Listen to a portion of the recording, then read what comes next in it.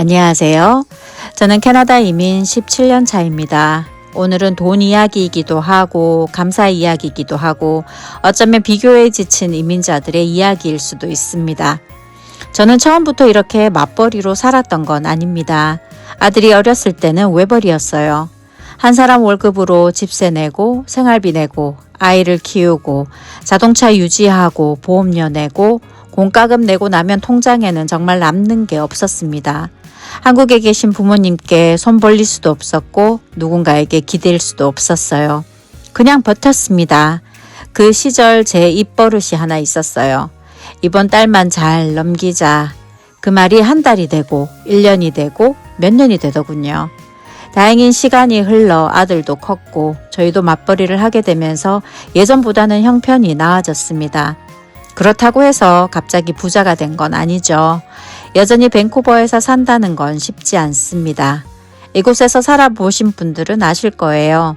렌트비도 비싸고 집을 샀다면 모기지도 부담이고 장을 한번 봐도 예전 같지 않습니다. 외식 한번 하려면 가족 셋이 금방 $100가 넘어가고 여행은 마음먹고 계획해야 하는 큰 이벤트가 됩니다. 그래서 이민자들끼리 만나면 이런 말을 자주 합니다. 도대체 돈이 다 어디로 나가는 걸까? 정말 공감이 되는 말이죠. 그런데 더 힘든 건 돈이 아니라 비교였습니다. SNS를 보면 누군가는 부모님이 집을 사준다, 누군가는 좋은 차를 타고 좋은 동네에 살고 해외여행을 다니고 아이들 교육도 걱정 없어 보입니다.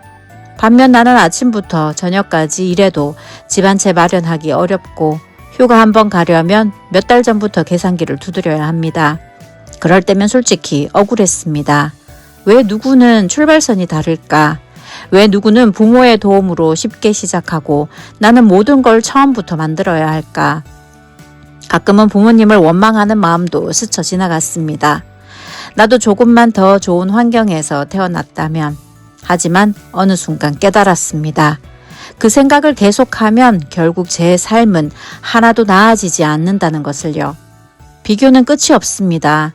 집이 있으면 더 큰 집이 보이고 차가 있으면 더 좋은 차가 보이고 연봉이 오르면 더 많이 버는 사람이 보입니다. 비교는 내 삶을 풍요롭게 만드는 것이 아니라 내가 가진 것까지 초라하게 만들어버립니다. 저도 어느 날 이런 생각을 했습니다. 내가 없는 것만 세고 있었구나. 돌아보니 감사할 것도 참 많았습니다. 가족이 건강하게 함께 있는 것, 일할 수 있는 직장이 있는 것, 매달 월급이 들어오는 것, 아이와 함께 저녁을 먹을 수 있는 평범한 하루, 그리고 무엇보다 예전보다 조금은 나아진 지금의 삶.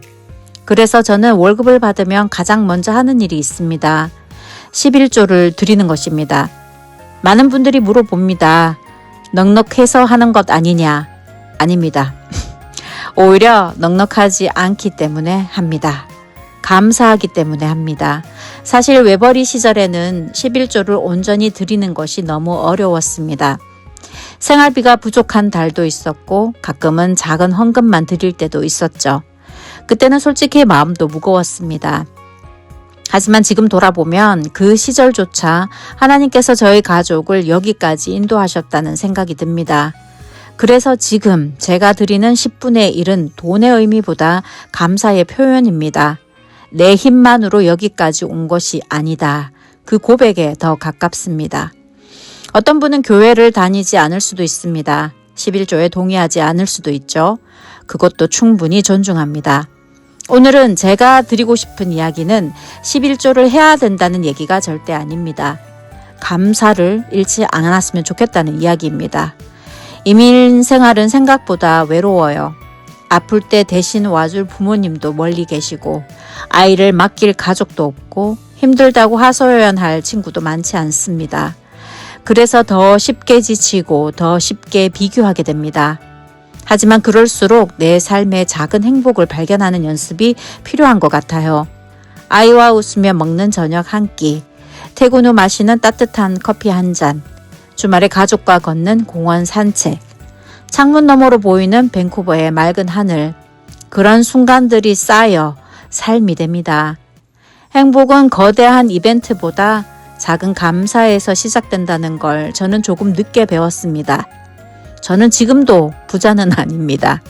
여전히 모기지 걱정도 하고 투자 때문에 마음 졸일 때도 있고 앞으로의 은퇴도 고민합니다.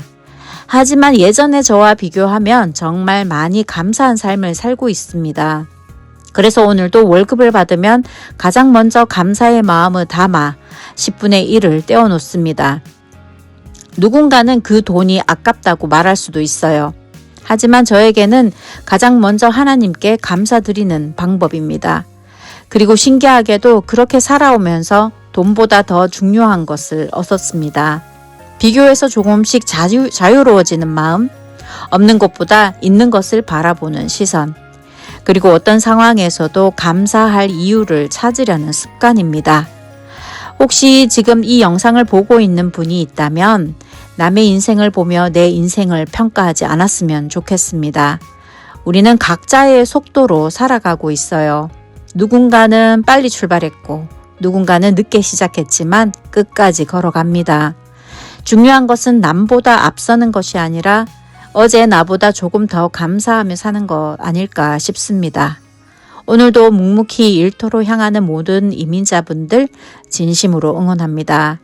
그리고 혹시 지금 너무 힘든 시간을 보내고 있다면 몇 년 뒤 지금을 돌아보며 그래도 잘 버텼다고 말하는 날이 반드시 오길 바랍니다.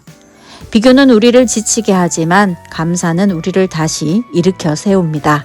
저는 그렇게 믿으며 오늘도 살아갑니다. 오늘도 시청해 주셔서 감사합니다.